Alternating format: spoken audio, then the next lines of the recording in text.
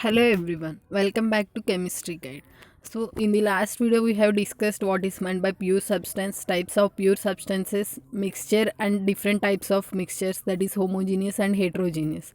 In this video I will continue that remaining concepts from the topic matter is matter around us pure, which is the second chapter of class 9 chemistry NCERT. So in this video I will discuss about solutions. So if we see the definition of solution, the definition is a solution is a homogeneous mixture of two or more substances. That is, if we make a homogeneous mixture of two or more substances, then it is known as solution. So if we take salt and water, here we are taking two substances, and if we dissolve that salt in water we will get a homogeneous mixture, so we can call that as a solution. Similarly, we can take any two things or more than two things, so that we should get homogeneous mixture. Note that point here, because a solution is a homogeneous mixture only if the components that are added gives the homogeneous mixture, then only we will call that as a solution. So that is, in a solution there is a homogeneity at the particle level, that is particles are evenly distributed in the solution. So we are saying that solution itself is a homogeneous mixture, so uniform distribution of particles will be there in the solution. And if you see, solutions can be of different types. So here we are taking, for a solution to exist we have to take a homogeneous mixture of two or more substances. So here those substances can be of any type, like solid, liquid, gas. So we will have different types of solutions.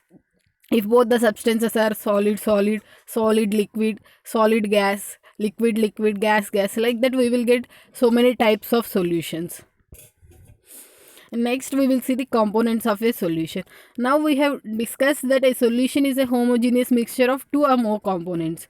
So if we take for simplicity, a solution is having two components only, then that is, the solution is having two components. So the name will be given to those two components based on the amount they are present. If we take for example salt in water only, here salt is present in the lesser quantity but water is present in the larger quantity, and here salt is getting dissolved in the water, water is dissolving the salt. So the thing which is dissolving the other component, or the thing which is present in larger quantity, is called the solvent, and the thing which is present in smaller quantity, or the thing which is dissolving in the other, which is getting dissolved in the other component, is called the solute. So in case of salt solution or sugar solution, we will get solute as salt or sugar and water is the solvent. So these two are the components of a solution. So here examples of solvent, that is how to identify solvent and solute in the solution. We have already discussed solution of sugar in water. Sugar will be solvent, sugar will be solute, water will be solvent. This is a type of solid in liquid, because here sugar is solid and water is liquid. So here solid is getting dissolved in liquid. So it is a type of solid in liquid solution. Next is aerated drinks like soda, water, etc. So if you see aerated drinks, in that when you open the mouth of cool drinks or whatever, you will see the gas, that is CO2. So here what is happening is CO2 is getting dissolved in the liquid, whatever is present. So in this case solute will be CO2 and solvent will be water. So here small correction is there. What is meant by an alloy? So here now we have seen that a solution is a homogeneous mixture of two or more components, and there are different types of solutions. So if we see solid in solid type,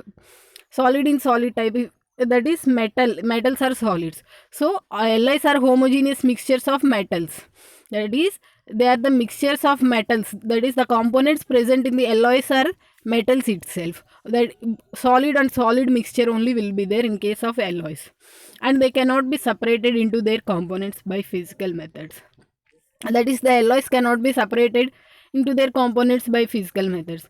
But from our previous knowledge, what we have learned is mixtures, we can separate the mixtures by any physical method, but here we are not able to separate the components by physical methods.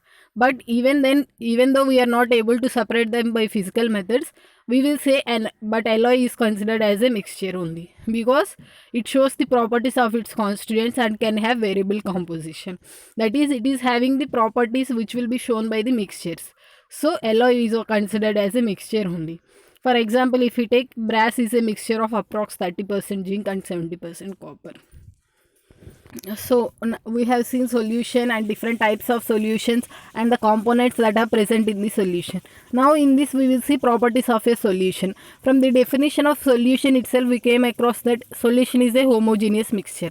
So that is one of the property of solution, that is a solution is a homogeneous mixture.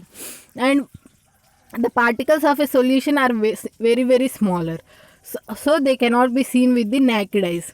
We have seen while learning the differences between homogeneous and heterogeneous that in case of homogeneous mixtures the particles are very small, so they cannot be seen with the naked eye, and they can be seen with the microscope. Here same, a solution is also a homogeneous mixture, so the particles in case of a solution are also very small and they cannot be seen. Because of having the smaller size, they cannot scatter the beam of light when a light is passed through that. You can perform this in your home also. You can take salt or sugar solution and you can light the torch, and you can focus that on to the glass in which sugar or salt solution is present. Then you will observe that the light won't be scattered by that, and the light path of the light will not be visible to that.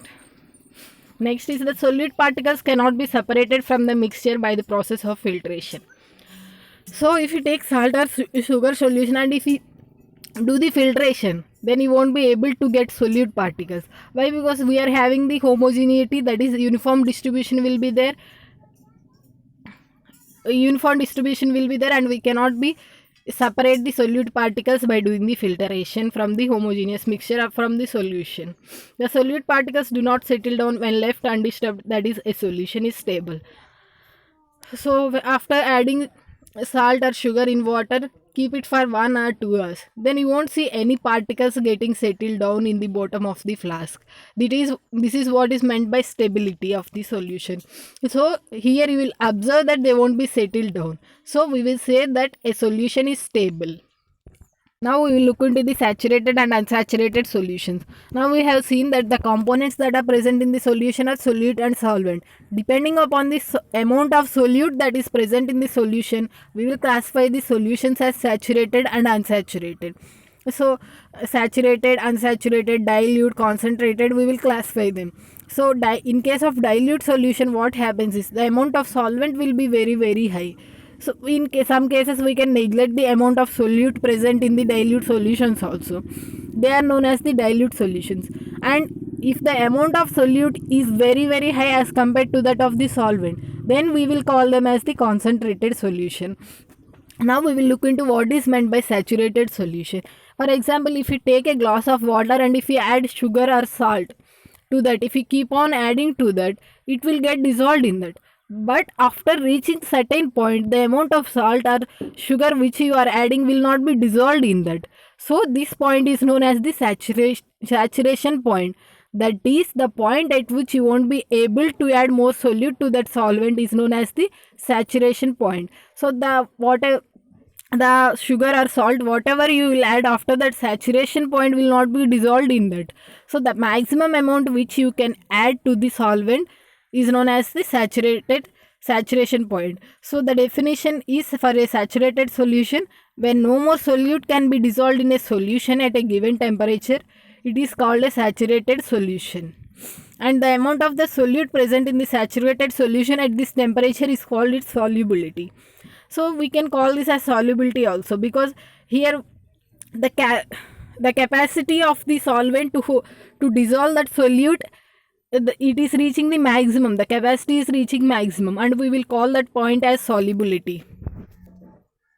Next is unsaturated solution. Now we have seen that when no more solute can be added to the solvent, we will call that as saturated. So if that solute whatever we have added is below that point, then it is known as the unsaturated solution. So the definition is, if the amount of solute contained in a solution is less than the saturation level, it is called an unsaturated solution. So now we have seen solution, types of solution, saturated, unsaturated solutions, properties of a solution we have seen. Now we will see the how to express a solution or concentration of a solution. So the definition for the concentration of a solution is the amount of solute present in a given amount, mass or volume of solution is known as the concentration of a solution. That is, the amount of the solute that is present in the solution is known as the concentration. That solvent may be expressed in terms of mass or volume. Similarly, we can also express the concentration by the amount of solute present in the given amount of solvent. It is also known as the concentration of a solution. So next definition is also like that only. The amount of solute dissolved in a given mass or volume of solvent is known as the concentration of a solution. You will come across in your higher classes, like in if you take different terms are there to express the concentration of a solution. If we take normality or molarity, we will consider the volume of a solution. But in case of molality, we will consider the mass of the solvent. Note it here in case of molality, we won't consider the mass of the solution, we will consider mass of the solvent only. So different time we can use both the definitions at a times in order to express the concentration of a solution. Therefore we can write concentration of solution equal to amount of solute upon amount of solution, or amount of solute upon amount of solvent. So here we will see how to concentration of a solution. That is, there are various ways of expressing the concentration of a solution, but in the present case we will discuss two of them. One is mass by mass percentage. That is, here solute we will take in terms of mass as well as solution in terms of mass. Solution also in terms of mass we will take. So mass by mass, in the case of mass by mass percentage, concentration equal to mass of solute by mass of solution into 100. Here small correction is there. And next is mass by volume percentage of a solution. That is, here in this case solute we will take in terms of mass and solvent will be taken in terms of volume into 100. Here we are taking into 100 because in terms of percentage we are expressing them. Now we have seen that how to calculate the concentration of a solution. Here we will see one example of how to calculate that. So here it is given like a solution contains 40 grams of common salt in 320 grams of water. So here mass of salt, that is solute, is 40 grams and mass of solvent or water is 320 grams. They have asked to calculate the concentration in terms of mass by mass percentage of the solution. So they are asking to calculate the concentration in terms of mass by mass percentage. So mass by mass percentage means solute should be in terms of mass and the solution should be in terms of mass. Here we have to take the mass of the solution but not mass of the solvent. But here it is given only mass of the solvent and mass of solute. So we have to calculate what is the mass of solution. So mass of solution will be equal to mass of solvent plus mass of solute. Because in case of a solution only two components will be there, solute and solvent. So the mass of the solution will be by the solute mass and as well as the solvent mass. Therefore mass of solution equal to mass of solute plus mass of solvent. That is 40 plus 30, 320 equal to 360. So mass percentage of solution equal to mass of solute upon mass of solution into 100. That is 40 upon 360 into 100. That will be 11.1%. Hope you guys understand this video. If you have any doubt, please feel free to comment in the comment box, and you can get the PDF of this from the description link. Thank you for watching this.